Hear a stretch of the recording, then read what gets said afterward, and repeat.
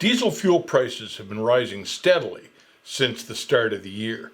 Now, we live in a world of supply and demand. The lower the supply, the higher the price. When Biden took office back in January, the first thing he did, the first day, was cancel the XL pipeline. And he made it clear that he and the Democratic Party were on this green agenda pathway and they were going to cut U.S. oil production. And they've done that. A few weeks ago, the Energy Information Administration released a report that we had less than 25 days worth of diesel fuel left to go. And Tucker Carlson on Fox News reported on that, and it certainly lent some credibility to that story. According to data from the Energy Information Administration, by the Monday of Thanksgiving week, that's 25 days from now, there will be no more diesel. So what's going to happen then? Well, everything will stop. That means trucks and trains and barges all unable to move. Farm equipment will shut down. There will be no deliveries because there will be no trucks. There will be no diesel generators. And then inevitably our economy will crash because everything runs on diesel fuel. This going green agenda is proving to be the political screw-up of the century. And now on top of that, North America picks a fight with Russia, who is supplying us with 700,000 barrels of oil a day, a supertanker, every other day, and now we've lost that supply. Our economy relies on oil. We need it for everything that we do, and we can't just flip the switch overnight and switch to a green energy agenda. Now, because we can't flip the switch overnight, I doubt, I'm sure there's a diesel fuel shortage. I know there's a shortage, but I seriously doubt that we're actually going to run out and things are going to grind to a halt. But make no mistake, there is a fuel shortage, and that's why the prices are going sky high. Now, how is that affecting trucking? It's really affecting trucking.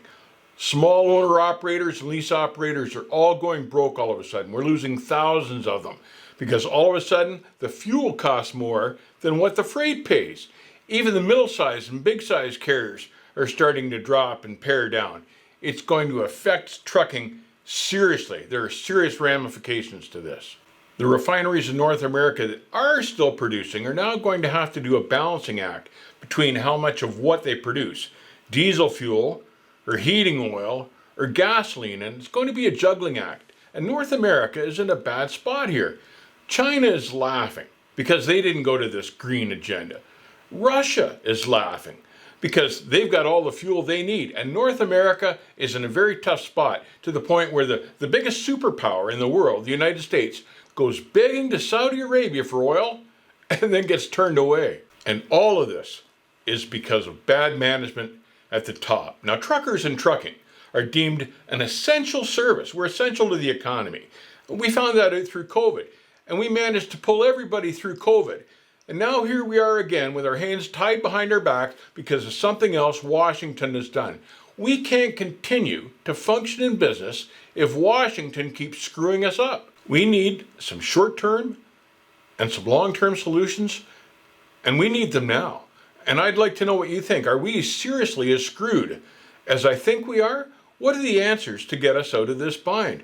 Let me know in the comments below. I'd love to hear your thoughts on what you think is going to happen to us as truckers within the next few weeks and this coming winter as our fuel supply continues to dwindle. What's going to happen to some extent is that the freight rates are going to have to come way up to compensate for the price of the diesel.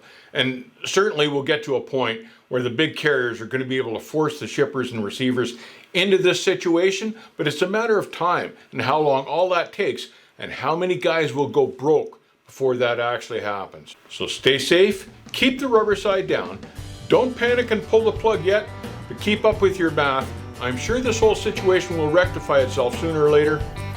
I'll see you on the backhaul.